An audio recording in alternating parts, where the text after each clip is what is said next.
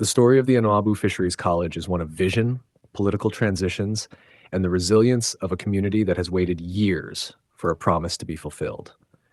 It is a tale of a grand idea, abandoned potential, and the renewed hope that it will finally see completion. This story is more than just about a school. It is about the future of Ghana's fishing industry, the lives of thousands of fisherfolk, and the importance of consistency in national development. But how did we get here? What went wrong? And why is this project, which started over a decade ago, suddenly back in the spotlight? Before we dive deeper into today's update, take a moment to like, share, and subscribe to the channel. Your support is key to helping us grow and reach more viewers like you. Don't forget to hit the notification bell so you never miss out on exciting updates. It all began in 2013 when then President John Dramani Mahama, recognizing the need for specialized education in fisheries and aquaculture, launched an ambitious plan to construct a world-class fisheries college in Anamabu, a coastal town with a deep-rooted fishing culture. The vision was clear: to create an institution that would train future generations in modern fishing techniques, marine biology, and sustainable aquaculture management. The college was designed to be more than just a school. It was to be a transformative project that would elevate Ghana's fishing industry, making it more efficient, environmentally sustainable, and profitable. The plan was extensive. The institution would feature state-of-the-art lecture theaters, a principal's residence, fish ponds for research and training, boreholes, a water pumping station, and all the necessary facilities to provide students with hands-on experience in fisheries and aquaculture. With a capacity to train up to 3,000 students, it was poised to become a cornerstone of education and development for coastal communities.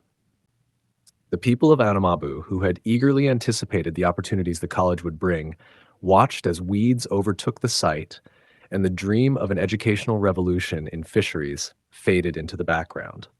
Criticism mounted.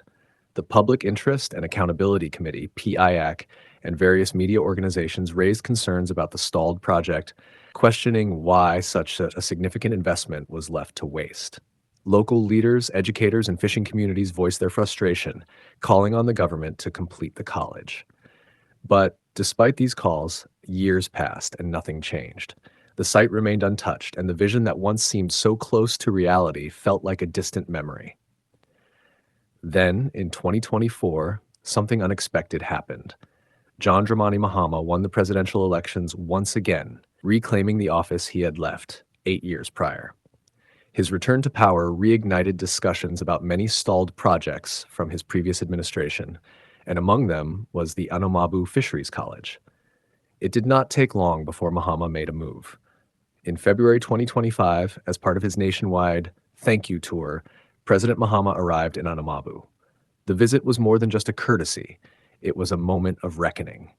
Walking through the abandoned site, he saw firsthand what had become of the project he had initiated more than a decade earlier. The sight of the deteriorating structures was disheartening. The years of neglect were evident, and the disappointment among the community was palpable. Addressing a gathered crowd, Mahama did not hide his dismay.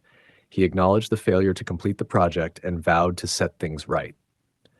Without wasting time, he directed Fisheries Minister Amelia Arthur to collaborate with the Finance Minister and ensure that funding was secured to complete the college. According to assessments, the remaining work was relatively minimal. The core structures had already been built. What was left was furnishing the classrooms, acquiring teaching materials, and completing the internal roads. These were final touches that, if prioritized, could be completed within months. Mahama made it clear that budgetary allocations would be made by March 2025 to ensure that the institution would be ready for students before the end of the year. The announcement sparked a wave of renewed optimism. For the people of Anamabu who had long felt forgotten, it was a sign that their voices had finally been heard. Local leaders welcomed the commitment, expressing hope that this time the project would not be left to languish. Educators and industry experts praised the decision, emphasizing that a fully functional fisheries college could revolutionize the sector by introducing modern techniques and promoting sustainability. Fisheries Minister Amelia Arthur, who had already highlighted the importance of completing the college during her vetting in January 2025, reaffirmed her commitment to ensuring that the project was brought to completion. She emphasized that the college would play a crucial role in improving the knowledge and skills of fisherfolk, many of whom had relied on traditional practices passed down through generations. With structured training, she argued, Ghana's fishing industry could become more competitive, ensuring better yields, reduced waste, and long-term sustainability. As the wheels of government turned to facilitate the revival of the project, the excitement grew. Contractors prepared to resume work, and the community of Anamabu braced itself for the long-awaited opening of the college. But beyond the immediate benefits, the revival of this project carried a much larger significance. It was a statement about governance and continuity. The Anamabu Fisheries College stands as a case study in the importance of national development projects being pursued beyond political cycles. It is a reminder that infrastructure and educational initiatives should not be abandoned simply because a new government comes into power. Too often, governments in Ghana and many parts of Africa have treated projects initiated by previous administrations as disposable, leading to wasted resources and stalled progress. The decision to complete the Fisheries College, regardless of which administration started it, sends a powerful message. Development should not be about politics. It should be about people. As the final phase of construction gets underway, anticipation builds. The dream that was once deferred now seems within reach. When the doors of the Anamabu Fisheries College finally open, they will not just welcome students, they will symbolize the resilience of a community, the power of persistence, and the potential of Ghana's fishing industry to evolve into a modern, sustainable, and thriving sector. For the young men and women who will walk through those doors, the college will offer more than just education. It will offer opportunity. It will equip them with the skills to not only sustain, but also innovate within the fishing industry. It will prepare them to tackle challenges such as overfishing, climate change, and the global demand for sustainably sourced seafood. It will give them the knowledge to turn what has been a traditional livelihood into a modern, science-driven profession. And so the story of the Anamabu Fisheries College continues, no longer as a tale of an abandoned dream, but as a testament to the idea that no vision is truly lost if the will to realize it remains strong.